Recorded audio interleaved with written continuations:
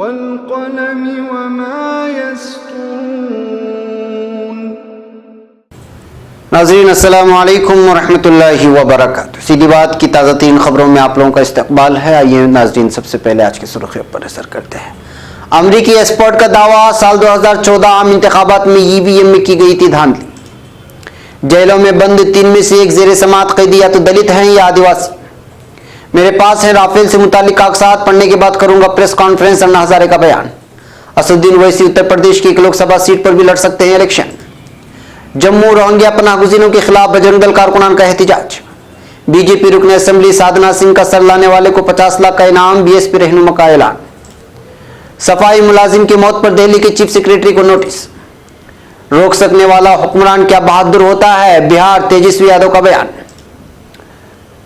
MJ Akbar हत्या की इज्जत मामला, प्रिया रमानी को सिमन करने पर फैसला महफूज। आरजेडी में शामिल होंगे बीजेपी के शत्रु, तेज प्रताप ने दिया बड़ा बयान।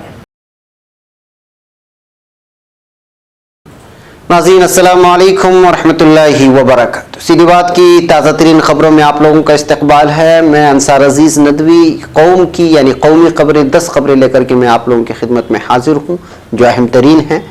मैं तफसीलात में जाने से पहले आप लोगों से दरख्वास्त कर लूँ कि जिन लोगों ने हमारे चैनल को सब्सक्राइब नहीं किया है वो सब्सक्राइब करें और हमारी वीडियोज़ को दूसरों तक फैलाने में हमारी मदद करें। पहली खबर बेंगलुरु से है। सीनियर कांग्रेस रहनुमा और रुकन असेंबली शिवाजी नगर आर रोशन बेग और उनके जमा साल फर्जंद आर रुमान बेग की क़यादत में अपनी नौयत का अवलीन मल्टी स्पेशलिटी हेल्थ कैंप मुनक़िद हुआ, जिसमें पहली मरतबा मसाजिद के अइम्मा व खुतबा हजरात, मुअज्जिनीन और मकातिब के असातिज़ाए किराम और उनके अहले खाना का तिब्बी मुआयना और तशख़ीस की गई है, जिसमें शहर की मुख्तलिफ मसाजिद के अलावा मकातिब के उलमाए किराम और मुअज्जिनीन समेत 1000 से ज़ायद अहबाब की तिब्बी जाँच की गई और उनके इलाज के लिए इंतजामात फराहम किए गए।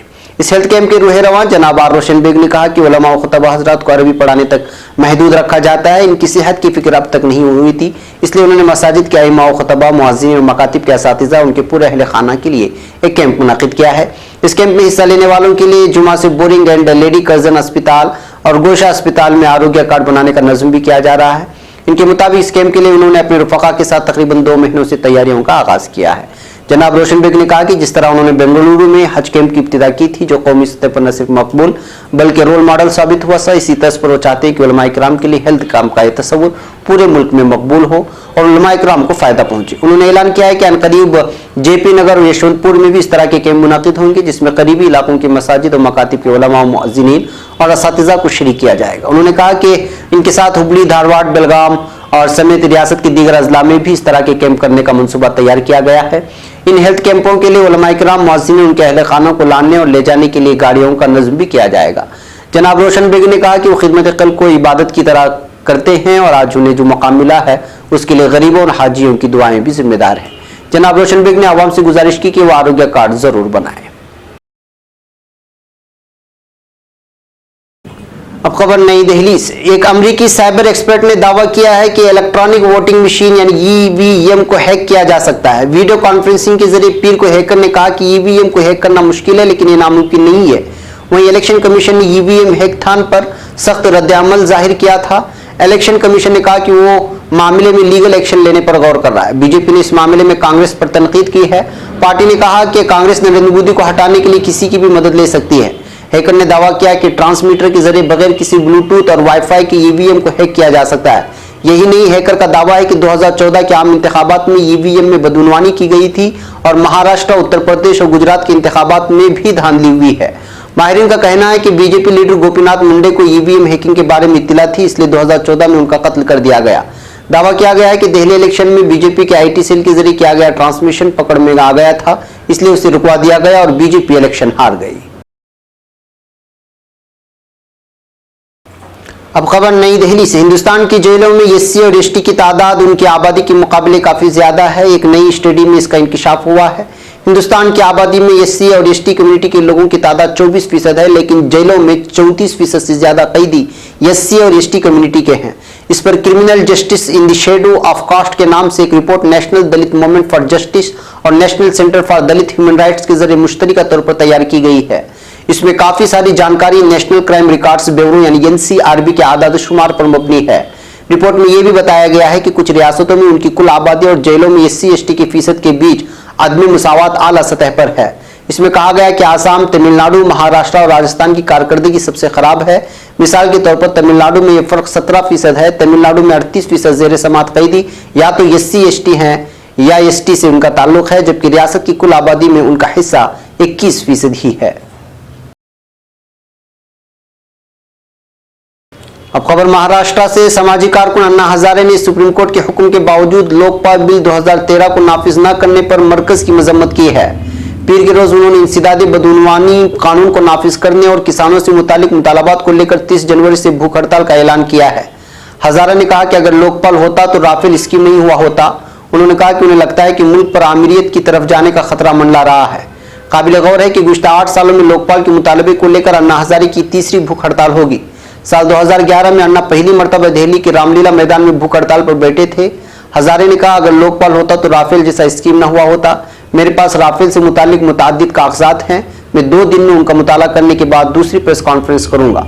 मुझे एक बात समझ में नहीं आती कि मुआहदे से 1 माह पहले बनी एक कंपनी को इसमें पार्टनर कैसे बनाया गया। अब खबर हैदराबाद से। ऑल इंडिया मजलिस इत्तेहादुल मुस्लिमीन यानी AIMIM के यूपी रियासती सदर शौकत अली ने लोकसभा इंतखाबात के लिए SP और BSP के दरमियान हुए इत्तेहाद पर निशाना साधते हुए कहा कि मुस्लिम लीडरशिप को अछूत समझने की सियासत है। उन्होंने इत्तेहाद में राष्ट्रीय लोकदल को हिस्सेदारी देने के मामले पर भी सवाल उठाए। AIMIM के रियासती सदर ने कहा कि 4% जाट वोट बैंक वाली पार्टी को हिस्सेदारी दी गई, लेकिन 22% आबादी वाले मुसलमानों को नजरअंदाज कर दिया गया। एक न्यूज चैनल से बात करते हुए उन्होंने कहा कि इतवार को एक मीटिंग बुलाई गई थी जिसमें तय हुआ था कि मजलिस इत्तेहादुल मुस्लिमीन यूपी में लोकसभा इलेक्शन लड़े। साथ ही ये तजवीज भी पेश की गई है कि असदुद्दीन ओवैसी साहब हैदराबाद के साथ ही यूपी की एक सीट से भी इलेक्शन लड़ें। इसके लिए यूपी मजलिस का एक वफ्द ओवैसी साहब से मुलाकात करेगा। अब खबर जम्मू से। अपने आदत से मजबूर बजरंग दल के कारकुनों ने पीर के रोज यहां राजभवन के बाहर एहतिजाजी मुजाहिरा किया है और धमकी दी है कि वो बहुत जल्द जम्मू में रोहिंग्या पनाहगुज़ीनों की मौजूदगी के खिलाफ एहतिजाजी मुहिम छोड़ेंगे। छुर्रियों से लेस बजरंग दल के कारकुनों का यह भी कहना था कि मुजवजा एहतिजाजी मुहिम के गंभीर नताइज के जिम्मेदार रियासती गवर्नर सत्यपाल मलिक होंगे। बजरंग दल की रियासती इकाई के सदर राकेश बजरंगी की क़ियादत में पीर को करीब 1 दर्जन बजरंगी कारकुन राजभवन के बाहर जमा हुए और गो बैक रोहिंग्या, को बैक रोहिंग्यों को भगाना है, जम्मू को बचाना है जैसे नारे लगाने शुरू कर दिए। राकेश बजरंगी ने मौके पर मौजूद नामानिगारों को बताया कि हम जम्मू में मुकीम रोहिंग्या और बांग्लादेशियों के खिलाफ एहतिजाज कर रहे हैं। अब खबर लखनऊ से। मायावती को खवातीन के नाम पर दाग कहने वाली बीजेपी की रुकन असेंबली साधना सिंह के खिलाफ BSP के साबिक रुकन असेंबली विजय यादव ने सख्त मौक़िफ़ इख्तियार करते हुए ऐलान किया है कि जो भी साधना सिंह का सर कलम करके लाएगा उसको इनाम में 50 लाख रुपए दिए जाएंगे। BSP के साबिक रुकन असेंबली का कहना है कि समाजवादी पार्टी और बहुजन समाज पार्टी के इतिहाद से बीजेपी के लोग बौखला गए हैं और इस बौखलाहट में BSP सुप्रीमो के खिलाफ काबिल एतराज़ बयान दे रहे हैं। उनके बयानात हमारे बर्दाश्त से बाहर हैं। अब हम भी ऐलान कर रहे हैं कि जो शख्स साधना सिंह का सर काट कर लाएगा हम उसे 50 लाख रुपए का इनाम देंगे।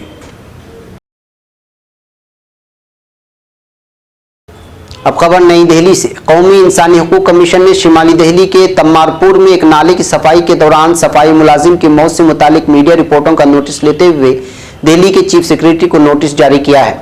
कमीशन के मुताबिक मीडिया रिपोर्टों में कहा गया है कि 37 साला सफाई मुलाजिम की इतवार की दोपहर को मौत हो गई थी। ये नाला दिल्ली हुकूमत के सिंचाई और सैलाब कंट्रोल महकमे के तहत आता है। रिपोर्ट में कहा गया है कि सफाई करने गए मुलाजिमिन के पास मास्क, सांस लेने के आलात, वर्दी और दीगर आलात नहीं थे। ये भी इल्जाम है कि दिल्ली में सेवर और सेप्टिक टैंक की सफाई करते वक्त 2 वर्षों में 22 लोगों की मौत हो चुकी है। कमीशन ने कहा कि अगर मीडिया में आई रिपोर्ट सही है तो इंसानी हुकूक की खिलाफ वर्जी है और उसने दिल्ली के चीफ सेक्रेटरी को नोटिस जारी करके 4 हफ्तों में रिपोर्ट देने के लिए कहा है। रिपोर्ट में यह बताने के लिए भी कहा गया है कि इस तरह के मामलों में क्या कोई कानूनी कार्रवाई की गई है और मुस्तकबिल में इस तरह के वाक़यात को रोकने के लिए क्या इक़दाम किए गए हैं। अब खबर बिहार से। सुशासन बाबू नीतीश कुमार के मॉब लिंचिंग पर दिए गए बयान पर आरजेडी लीडर तेजस्वी यादव ने हमला बोला है। साबिक नायब वज़ीर आला तेजस्वी यादव ने ट्वीट करते हुए लिखा है, मॉब लिंचिंग पर सीएम नीतीश कुमार बोले, हुजूम में तशद्दुद करने वाला शख्स बुज़दिल होता है, लेकिन मैं उनसे पूछना चाहता हूं कि मॉब लिंचिंग और तशद्दुद न रोकने सकने वाला हुक्मरान और 11 करोड़ लोगों के मैंडेट के साथ तशद्दुद करने वाला क्या बहादुर होता है। बता दें कि गुज़िश्ता पीर को बिहार के वज़ीर आला नीतीश कुमार ने मॉब लिंचिंग करने वालों को बुज़दिल करार देते हुए कहा था कि ऐसे लोग हुजूम में शामिल होकर अपनी मायूसी मिटाने के लिए तशद्दुद करने पर आमदा हो जाते हैं। तेजस्वी यादव आए दिन सीएम नीतीश कुमार पर नज़्म नस्क को लेकर निशाना लगाते रहते हैं। गुज़िश्ता रोज पीर को तेजस्वी यादव ने किसानों के मसाइल को लेकर बिहार के वज़ीर आला नीतीश कुमार और पीएम मोदी को आड़े हाथों लेते हुए लिखा था, बिहार की बेहिस नीतीश हुकूमत मुकम्मल तौर पर मुतलकुल अनानियत की तरफ बढ़ चली है। अब खबर नई दिल्ली से। दिल्ली के पटियाला हाउस अदालत ने साबिक मरकजी वजीर एमजे अकबर के हतक इज्जत मामले में सहाफी प्रिया रमानी को समन जारी किए जाने पर 29 जनवरी के लिए फैसला महफूज रखा है। सहाफी रमानी ने एमजे अकबर पर जिनसी इस्तेहसाल के इल्जाम लगाए थे। इसके बाद एमजे अकबर ने रमानी पर हतक इज्जत का मामला दर्ज कराया था।